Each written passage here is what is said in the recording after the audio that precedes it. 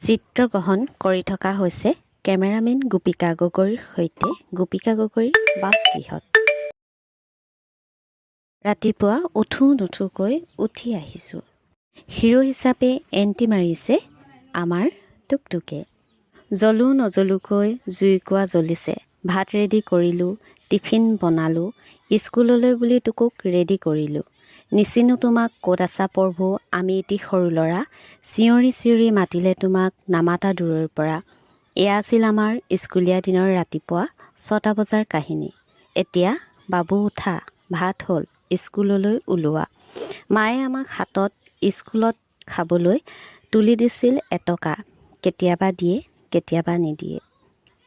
দেউতাকৰ পেন হৈছে ঢিলা, মাক হৈছে জাপৰি, যুগৰ সলনি, এটকা নহয় 10 টকাৰ কাহিনী পতি পোৱাৰ এতিয়া।